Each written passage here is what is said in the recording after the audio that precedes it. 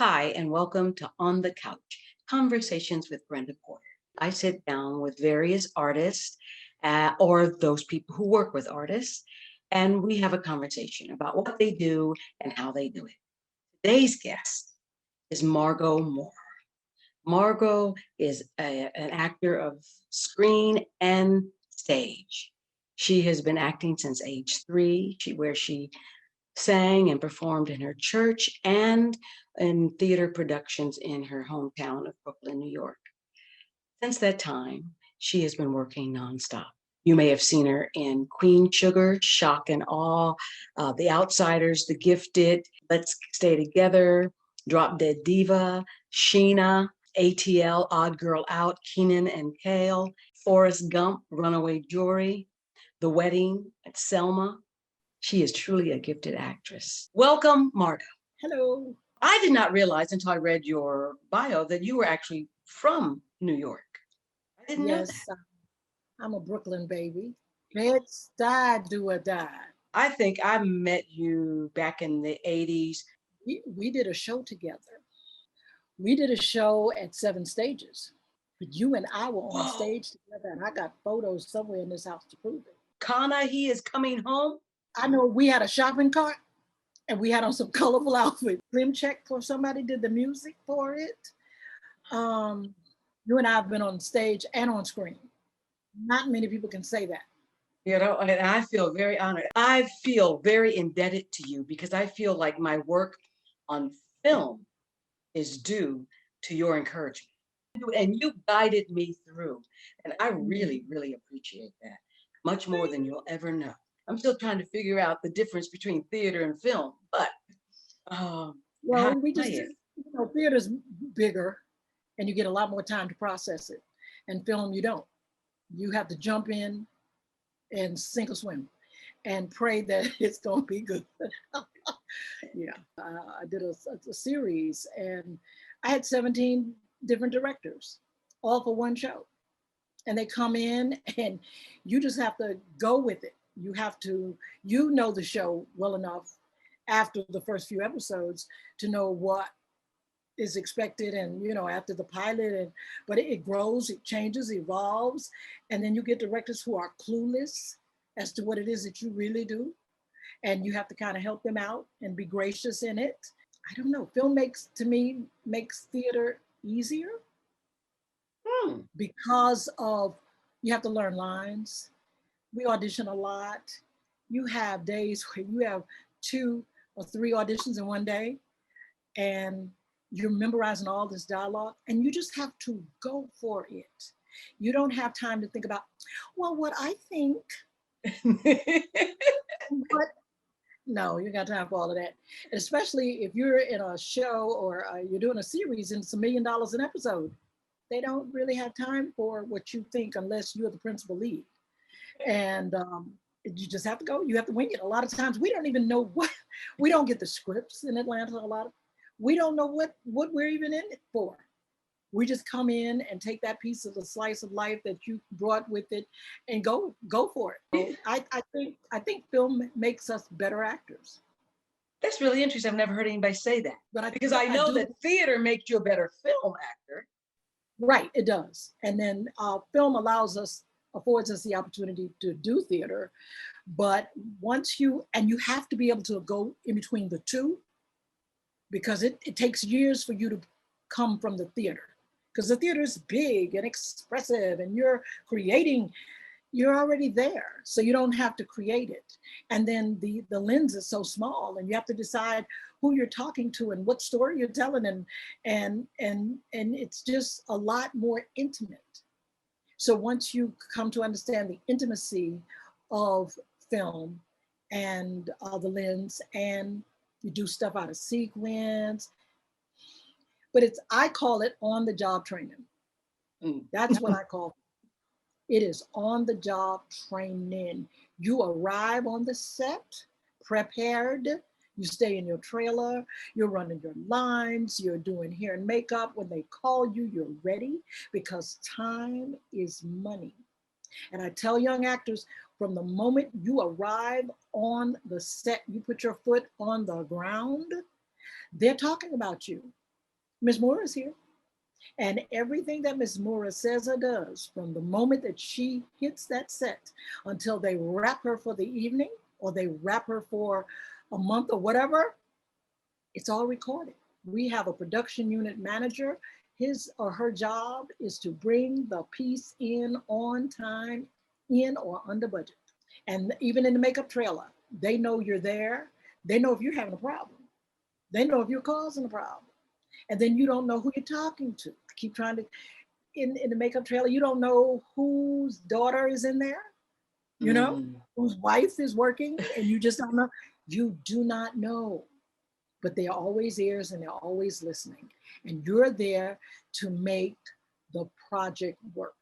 And that is really your job, because we like to think that the talent is last on the list. They're happy to have you, but they've spent an awesome amount of money preparing for you to be there, to be comfortable, and to do the job. And if you have the reputation of coming in and doing your job, then you'll work a lot. And you get called to work, you'll get called to work. You don't even have to audition. Oh yeah, just send her on in. Oh yeah, we worked with her before because of your work ethic. And so that's the thing. You're there to serve, not to be served. They're gonna pay you your check, your money. I mean, we've been hearing horror stories lately. You know, people coming late, people not showing up. You're costing people money if you're late. If you decide not to come, and then you come late, then you decide you want to eat, and then you want to take pictures with the stars. No, baby, you're late. You're trying to be invisible. Okay.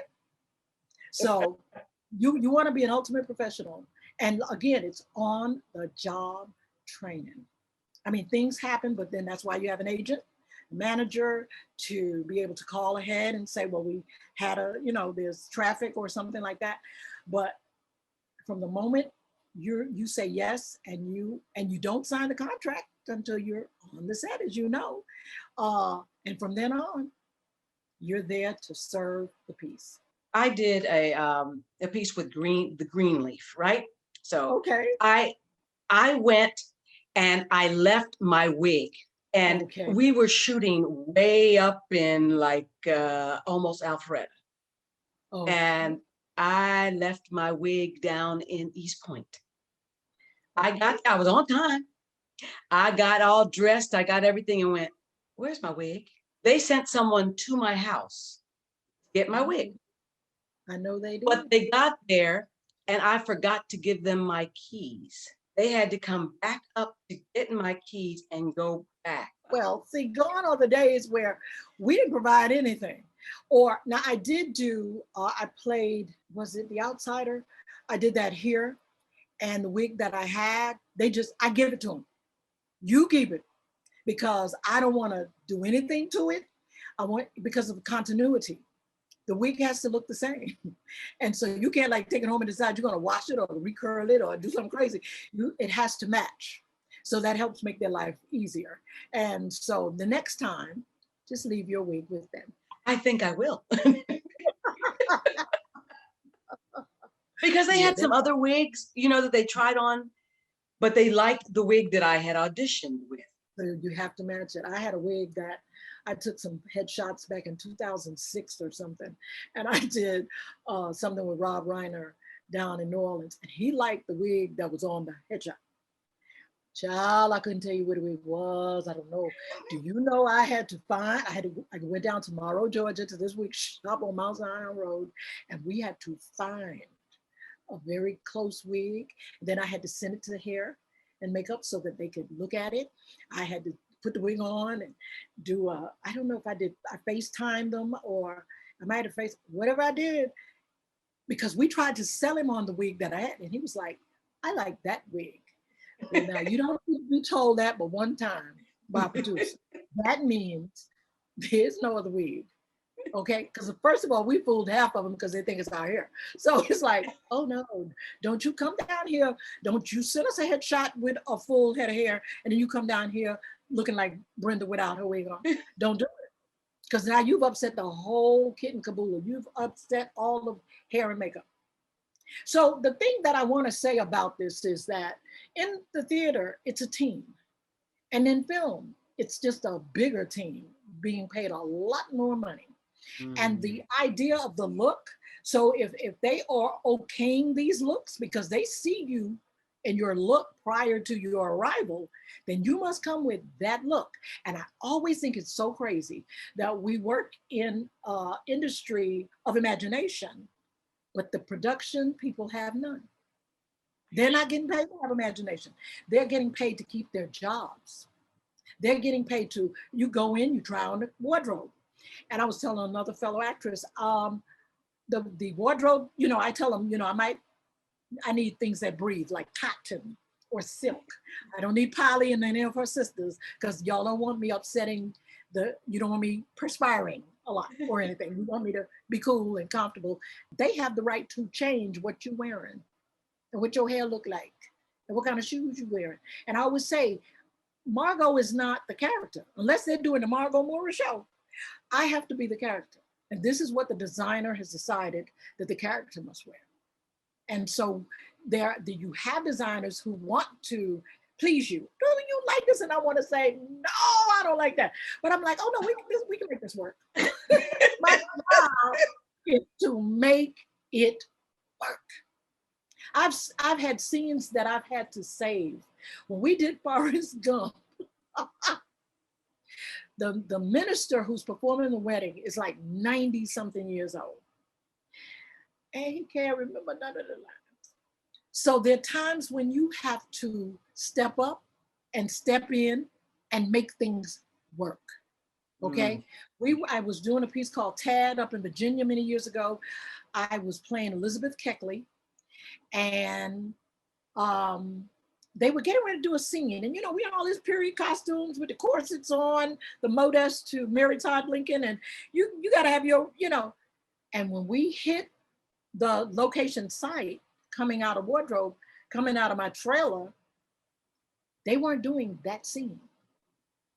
Now, I don't know how there became a mix-up, but I looked at that director and I said, no problem.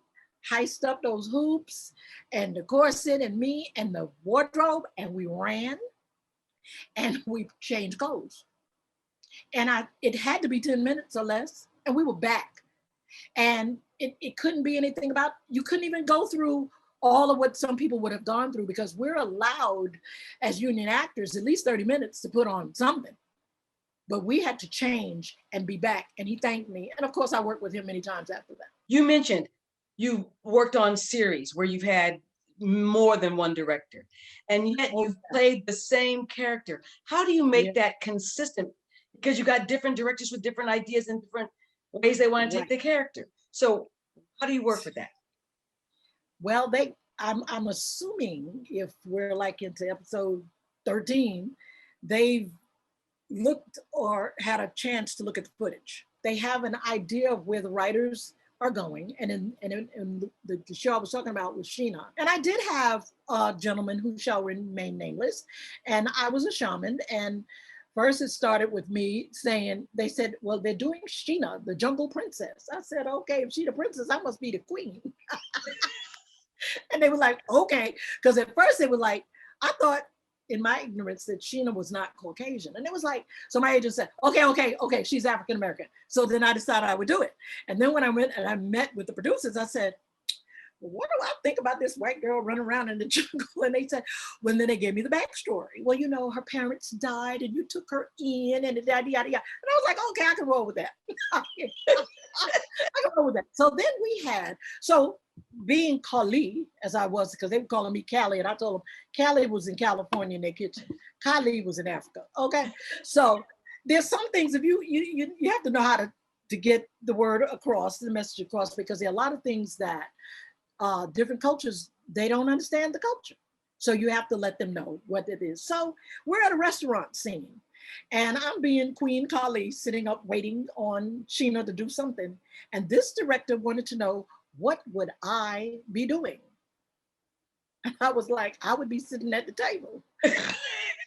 He thought maybe I would be up bringing drinks or something. I'm not a maid. I'm Kali. I'm the shaman of the village. So therefore, sometimes you have to give them enlightenment. And in his case, he got enlightened. because he also thought back to the old days of the witch doctors and you circling people with that fan, and he thought that was happening too. I'm like, no, Carly has been to the university. She does not do any of that witch doctory thing. She doesn't do that. And she does not wait tables. So that's how you get everybody on the same page. Because if they ask a question, I'm not going to answer it. But if they don't ask the question and they just tell you this is what they want, then you make it work within what you all have been doing. And I was number 3 principal on that. And then if the producer or number 1 or 2 thinks we wouldn't do that, we wouldn't do that. But that's when it's family. When you can do a series, and I think I did 35 episodes, that's family, that's different than you coming in for a day player or something like that, and you're there to make it happen. This last year, you just completed a film where you were playing Barbara Jordan. Yes, and that's a show that I auditioned for 3 different roles. And even my daughter auditioned, but one of the stars decided they wanted Amber for it. And one of the stars decided she wasn't going, in her conflict, she was not going to give it up. She was going to do the role. But Amber would have been, she and I would have been in that one together. And the directors did not know, or producers did not know that we knew each other until after I wrapped. And then I told the producer who I was. I'm Amber's mom, because that's who I am. So this film it's called The Glorias. The Glorias. Gloria Steinem, and they look at her at different times in her lifetime. Young Gloria, and then middle Gloria, and then Gloria Steinem as we knew her. And they travel with her around the country. And so it was about the time for the ERA and the different conferences and conventions. And of course, we know that Barbara Jordan spoke. And we spent 17 hours at a auditorium, like a civic center in Savannah, and doing the role. And I mean, the homework, of course, is done at home, as it should be. You research the character, you understand how she speaks. And for a while, I was like, why does she talk like that? Well, she's a PK. Her father was a minister. I said, okay. So I understand the statue, and I understand the delivery, and I understand that she was the first of many. And so she brought all of that to the table. And so when she does this particular piece that I happen to be able to pull up, and that's why actors research is so important. You have to find out everything that you can find out about the character, about the person you're portraying, and especially if it's a real person. You find out, we're in Texas, and everything about Texas to me is big. And they do things in a big way. And she was just somebody you could listen to her talk and speak for hours.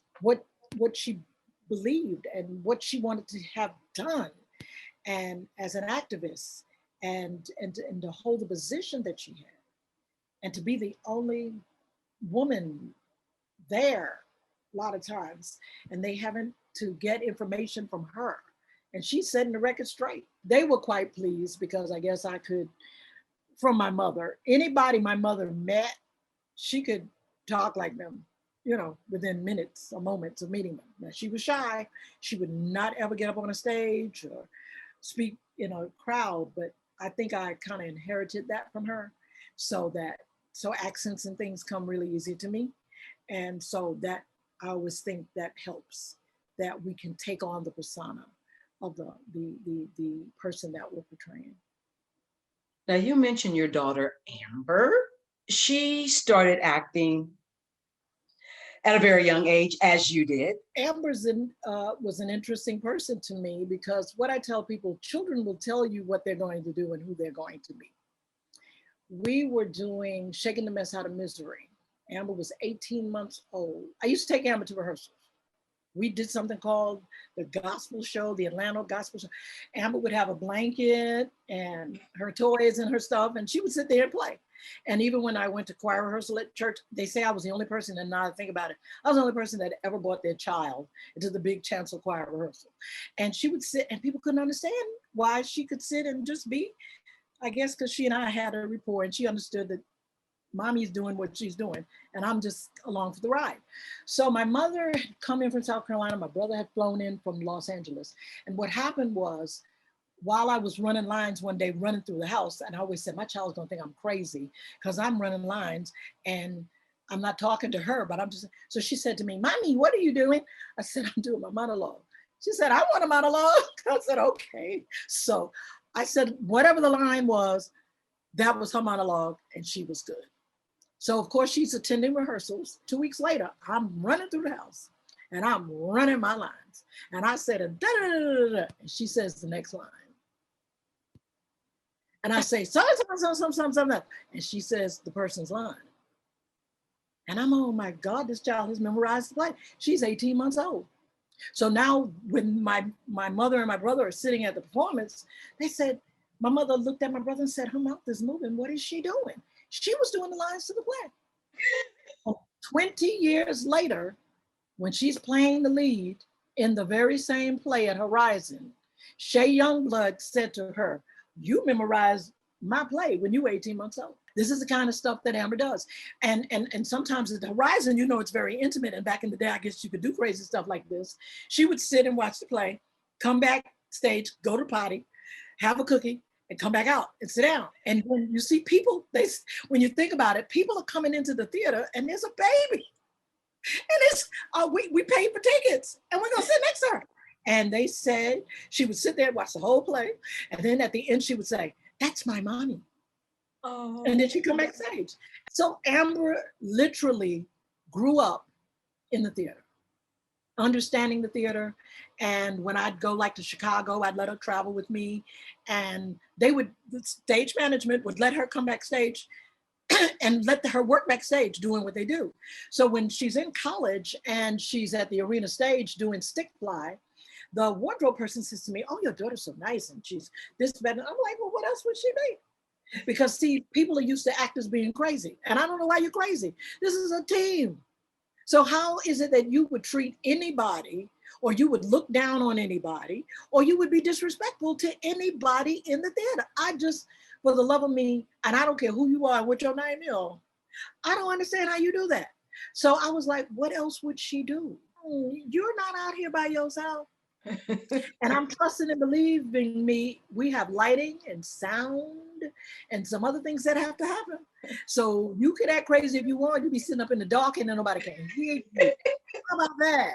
So how about be a team player? It's not about you.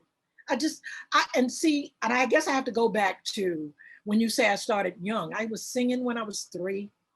I was in my first cantata, a ballet dance recital or something when I was 6, did stuff at church. And when I was 8 years old, I was doing a play called Hans Christian Andersen. And I went to public schools in New York, and we did shows. And this guy named Jose was supposed to play Hans Christian Andersen, and he got sick. So Margo was Hans Christian Andersen. And every year after that, and every year, and 2 or 3, 4 times a year, I was in a play. That's what I did. It was just who I was. It wasn't, I woke up one morning and decided that I wanted to be an actor. I didn't make a choice. I think acting chose me. And I grew up doing musical theater. And when it was time to go to college, I decided I didn't just want to do musicals. I wanted to be taken seriously as an actor. At the age of 3, Amber was playing, well, she wanted to be Rosa Parks in the play at Spelman. And she told me, if I can't be Rosa Parks in the play, I'm not gonna be in the play. I was like, oh my God, where did she come from? And I'm like, oh, and who is she listening to? I said, well, now if that's something you would like to do, maybe you should talk to the teacher. And, and so that morning she was trying to drag me into the class. Oh no, I don't want to be Rosa Parks. You want to be Rosa Parks. So she goes up and she taps the teacher on her leg. And later on, the teacher and I said, you know, Miss Moorer, I had already selected Amber to be Rosa Parks. But I just thought it was so interesting because at 3 years old and 4 years old, they had whatever that crazy nonsense is that actors do. They had decided what role they were going to play and who they thought they were. And I was like, oh no, which was Rosa Parks. And the thing about that was I didn't want her to think that that's the way it goes. And so at the age of 9, she declared she'd be an actress. And so, and I wanted her to be rich and famous. I didn't want her to be an actor, but she was very bright. And so therefore I decided that's how she got to you with Atlanta Street Theater, and the rest is history. Because if this is what you're going to do, and she was a double magnet for math and acting at North Springs High, you had to be. And if you said this is what you were going to do, well, then you're going to put in the work and you were going to do it. And hopefully you all didn't have not an ounce or a lick of trouble out of her. No, we did not. We did not. Margo, her mama don't play the radio, okay? And so I told her, you know, the importance of that. She'd gotten to do a film once when she was young, and she came out of the door and she was grinning from ear to ear. And all I know is when they say cut, I ran across the people's front yard and I explained to her that this is, we're not in a movie. We're part of the story. We're telling a story here. And she got it. And that's the way we work. She may ask me a question about something, but it's never, you should do this. I've never been a stage mother. I don't have that kind of patience. I don't have that kind of life. I'm too busy trying to work. Okay. So say something. She'll call, I got this script. I said, and you don't want to do it. No, I said, and you don't do it. No is a whole sentence with a period, next exclamation mark. But, and again, actors, if it's a project that you don't think that you want to do, you have to do that up in the front. You have to do that with the agent. You have to do that way ahead. You cannot get in the middle of somebody's project and decide you're not doing it. Now you're not going to work for real, nowhere. So know up going in that this is a project that you want to do, that this work in progress is, and this on-the-job training is something that you want to do. And every project is a learning process. You're working with actors. I mean, I did a piece, another Rob Reiner piece I did called Shock and Awe, dealing with the weapons of mass destruction that were not. And Tommy Lee Jones, okay, an actor that I admired. And all I could do was sit there and look at him. Because, and then we talked later, but when you see the caliber, the talent that you get to work with, and when they bring you in, they assume that you are there. If they wanted somebody else other than you, they would have hired them. And so when you come in, you're there. And you never, ever want to make them think that they have made a mistake hiring you. Mm-hmm. So that's why you do your homework. You get in your trailer, you work through. And a lot of times I play judges a lot. And when I was doing Drop Dead Diva, it would be 14 hours before that camera turned on you, because they have to get all those other shots. They're blocking shots and doing things and stacking shots to get through that day. So when they turn on you at the 14th hour, you're ready to go. So when Margo gets there and it's time for her to do all of her close-ups, all of her words, you want Margo to be there the 14th hour, doing what it is that she has to do. So then they can say, this is the martini shot. Yes, years ago, they'd be saying, checking the gate, and you could leave the building. And they like the fact that I could do it in one take and be out. So it's a concentrated effort. We're not there to socialize. We're not there to take pictures. We're not there to, no. When you're working, you're on the set. When I'm not working, I'm in my trailer. And you have to understand that you have actors who are different, and they may not want to talk to you, and they may not want to take a picture with you. And so you have to, if you've been on the set with them a long time, you've done, it's 2 weeks, 3 weeks, then you kind of feeling everybody out. You get to know how everybody works differently. And I won't even say that they're funny or strange. Everybody works differently. Everybody comes from different schools of thought. And if you have straight up method actors you don't exist in that world that they're living in their head. You know what I mean? So you just have to feel things out and take care of you and do your job. But I talk to background and I talk to extras, because I don't understand that. I don't understand why I can't talk to my people. But when I talk to them, hey, how y'all doing? You learn sometimes some of them don't, they're boundaries, and you have to set them, because then it becomes too casual. And my mother always taught me, even before I guess I even thought about doing film, you don't become too common with people. So, So you set your boundaries. You know, it's okay to say hello to me.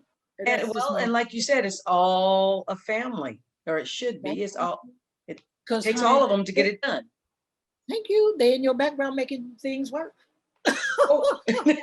Or you sitting out there by yourself. Yeah.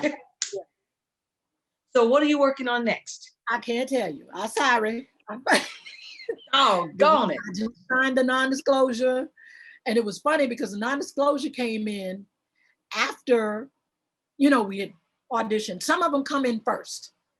And, you know, there's a magical comic book industry that's here. You don't discuss anything about anything.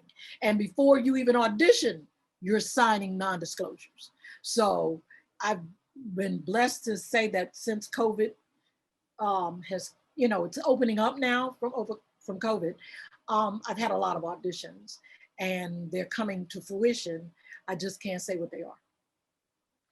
Okay. Well, congratulations on all of them coming to fruition. Until it's in the can. Hallelujah. Deborah Duke and I, this is a famous story. Deborah Duke and I had done a piece and she had done a piece. And I did The Day of the Jackal.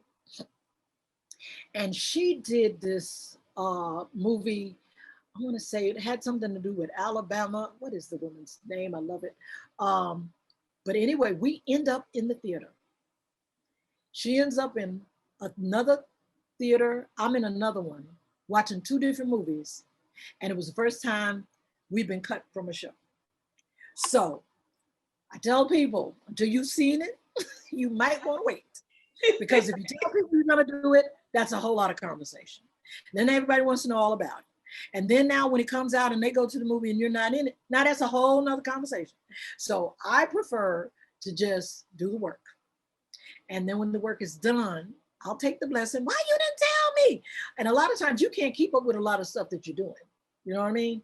But I just think it's best to wait until it's actually in the can and you know you're going to be on the screen. And it was just funny, the day that we did The Day of the Jackal, one of the principals decided he wanted to come to work that day. And we were in a house where we rehearsed something 9 times. Okay. I was in the scene with Sidney Poitier and Richard Gere. And we're coming into this house. I'm ATF and the fire department's there, and we're coming to investigate the fact that this woman is dead. Helicopters are flying. Now, you know, this is a big money day. They got helicopters landing on the property and all.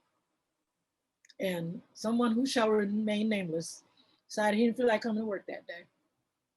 So I'm sitting up in the movie and we get to that scene and the helicopters come in and then the lady's dead and then and they're on to something else. And I'm like, oh my God, scene was cut because somebody decided not to come to work. They shot around it and they had to edit it together to make it make sense. So when you spend a whole day, this particular director was Australian and he was from the school of you could take all day, back in the day when you could take all day to do the movies, but you can't do that now. We rehearsed the scene 9 times from top to bottom. And then we shot it. But then it didn't made the cutting room floor is what it made. Why do you think they take less time now? I want to say somebody that you and I worked with back in the day. Uh-huh. I think he's changed a lot. I think he's changed a lot of things and showed folks that it can work. And you and I did that show together and we saw how that worked. Right.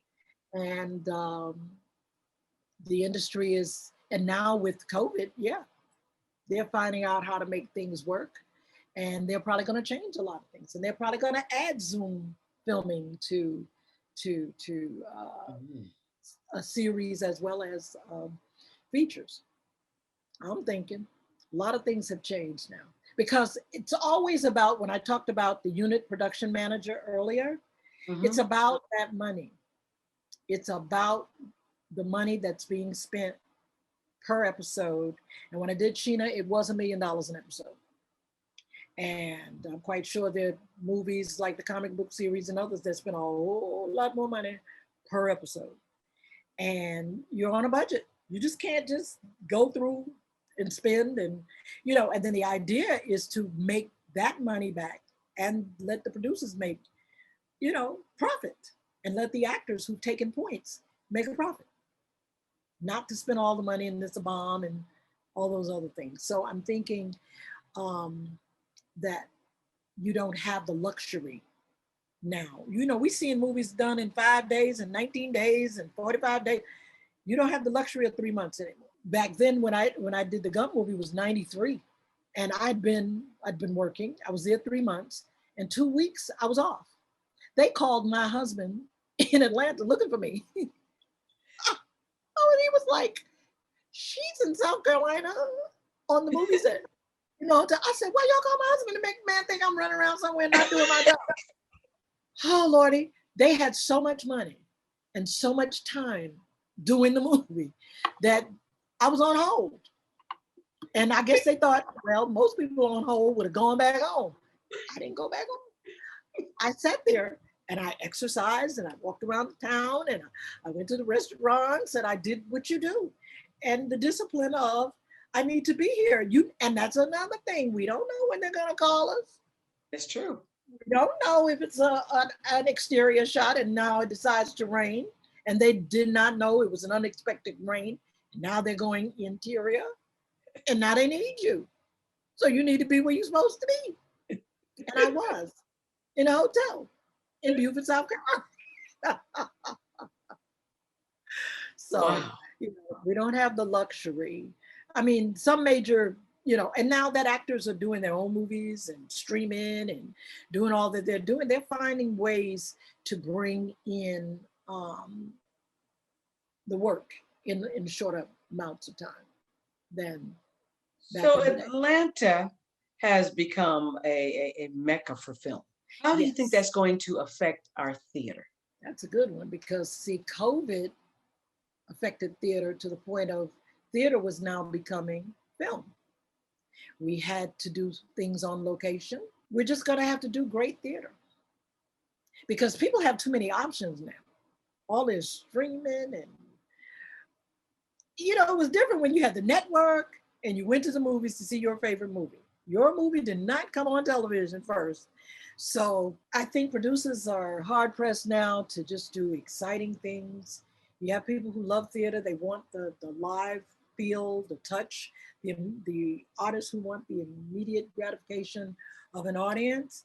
And they're just going to have to do some good shows. And I'm praying that shows that are written now, plays that are written now are going to be very timely, very relevant, and speaking to a diverse culture. And that's what I'm thinking it's going to have to happen. Even now, when you watch television, because a lot of commercials were done from home during COVID, and that works. And people like seeing people that look like them and act like them. And I saw something today where there's a brother and sister or somebody, and they're like in a commercial, and I want to say it was zoomed, and they're just laughing. Some got them tickled, and they are just laughing like people do. Not so that they're so staged and it has to be no, it's more slice of life, more naturalistic delivery, and more real. It's a lot of realism now, and I'm thinking the theater is going to have to do the same. And I'm thinking they're going to kind of segue. They'll each take a little from the other. And I'm thinking that's what's going to have to happen to theater. And it's going to be representative of the community. Mm-hmm. And it's going to have to be because you have to get the folk in the seats. And Broadway's having a harder time than regional theater because you have to get a person on a plane. You got to get them in a hotel. Then you got to get them to buy a ticket. I've paid $159 to see my own child before. Okay. And that was considered like a group kind of situation. They have a special name for these tickets for family members when they come in. Yeah, $159 I've had to pay to see her. And I'm quite sure, I think ticket prices are going to go up. And they're going to figure out how to get people in those small houses in New York Mm. and keep everybody safe. Because when she did this thing about these pop up on Broadway, everyone had to show that, that they had been vaccinated and to keep everybody from being sick. What haven't we talked about that you feel like you really need to talk I think we kind of covered it. People who want to do this industry, people who want to be in the film, theater, all of it. That's the only thing I like to cover. Study your craft, master your craft, know how to be in the environment. Because even though Atlanta's become the town, it's becoming the town. We're getting people from all walks of life who really don't understand what it is that you do on a set. And I think there are enough classes in town that you can take a class or become an extra, become background. I often tell people, I cannot wake up in the morning and decide I'm going to be an orthodontist. I can't do that. Or if I do, I hope you won't let me work in your mouth. Okay? So if you wake up tomorrow morning and decide to be an actor, I would hope that you would have study. You go online and study. You can go to the library, learn about your craft, take acting classes, call Brenda Porter up, and just understand the nature of the business. Understand what it is to tell stories, why you're telling them. Just master the craft, if that's what you're going to do. This is what you want to do. Thank you, Margo, so much Thank for you. taking the time to sit down with me on the couch. And if you're out there with us today, thank you so much for joining us. Remember to like us, comment below, and subscribe. Come back next week when we will have another conversation. Meanwhile, keep the conversation going. Let's have a heart-to-heart. Let's have a conversation. Let's have a heart-to-heart. Let's have a consultation. Let's have a heart-to-heart. Let's have a conversation. Let's have a heart-to-heart. Let's have a consultation. On the couch.